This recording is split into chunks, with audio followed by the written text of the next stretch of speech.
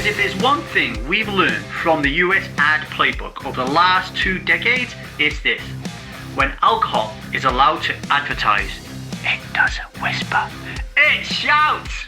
It targets your kids, it co-ops feminism, it turns influencers into brand shills, and it wraps addiction in empowerment slogans like Rose all day or Jane Walker. And in America, alcohol advertising spend has ballooned to nearly $2 billion annually. That's not a marketing budget, that's a psychological operation. And you know what? It works. Bing, bang, bong. What happens when you give a big alcohol the green light after 53 years of silence? Well, the people of Thailand are about to find out, because the country that brings you pad thai is poised to scrap its decade-long ban on alcohol advertising. No! And when that floodgate opens, guess who comes rushing in first? The same industry that spent $1.9 billion a year in the US alone to rewire your brain, hijack your culture, and convince you that alcohol is nice, normal, necessary, natural, and noble. But this isn't about Thailand. This is about you, because every time a government opens a door, the liquid lie kicks it off its hinges and walks straight into your life with a big smile on its face.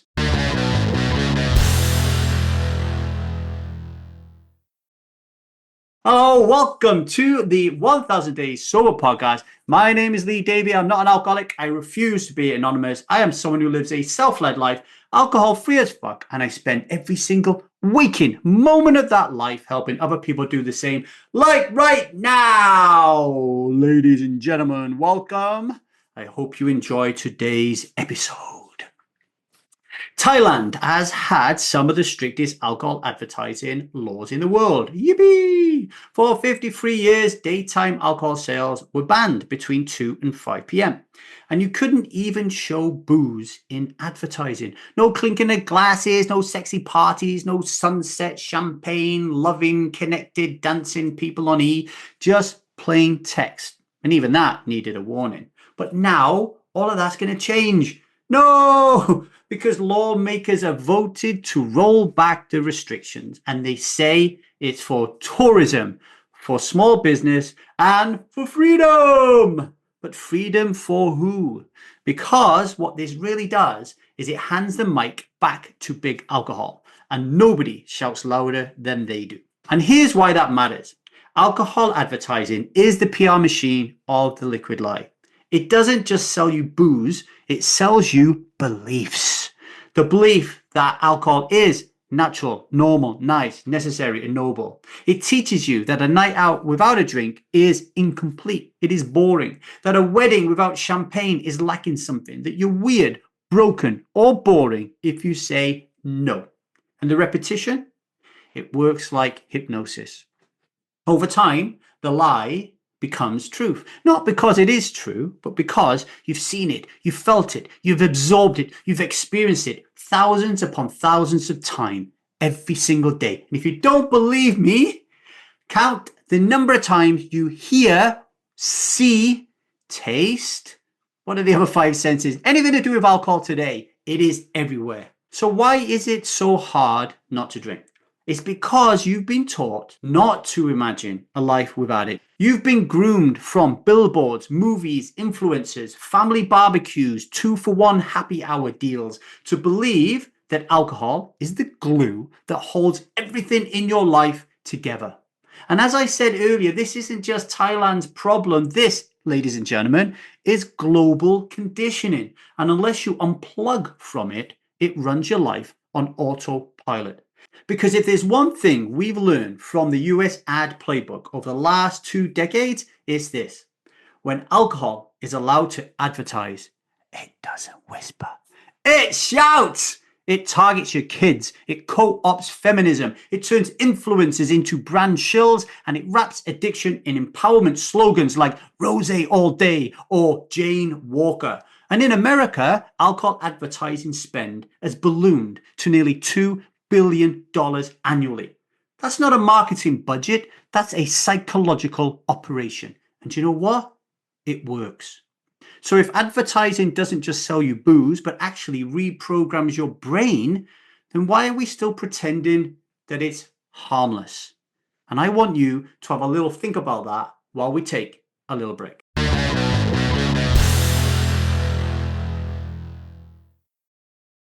Welcome back to the 1000 Days Sober podcast. And we've been talking about advertising, alcohol advertising in Thailand, but not just Thailand, all over the world, particularly in America, right? But what is the antidote? It's to wake the fuck up. Seriously, this isn't about moderation or mindfulness. It's about waking up from a dream that you didn't even know you were in. Because the liquid lie has been whispering in your ear since childhood. It's been telling you that alcohol is joy, alcohol is sex, it is freedom, it is connection, it is celebration. But what if that's not your belief? What if it's a belief installed by an industry that makes billions keeping you asleep? And that's why living a self-led life, alcohol-free as fuck, requires much more than willpower. It requires a revolution. You have to start questioning everything. Every belief you've ever held about alcohol, every assumption you've made about what it means to relax, to belong, to have fun, to be free.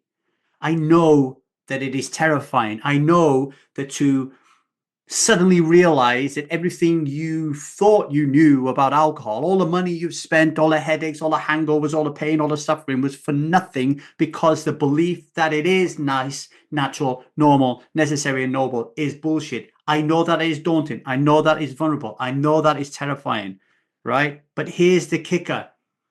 We can create new beliefs, ones that serve you. I've done that, right? Loads of people that have come through the Strive method over the years have done that.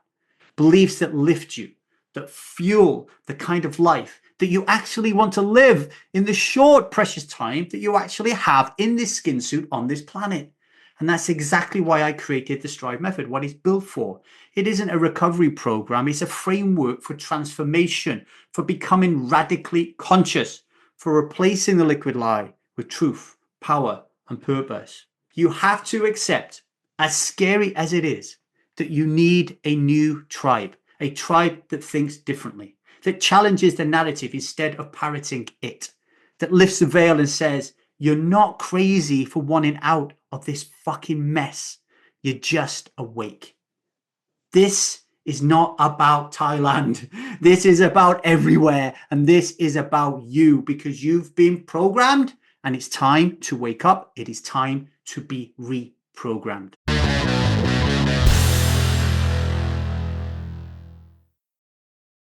Okay, today's vow. Today, I will not drink. Not because of a law or a ban or a politician, but because I'm awake, because I see the liquid life for what it is, and because I choose to live free. The most dangerous part of alcohol advertising isn't what it shows you, it's what it hides. The blackouts, the shame, the broken promises, the infidelity. Strip away the glamour and you'll find a lie wrapped in glitter. Don't fucking buy it. All right.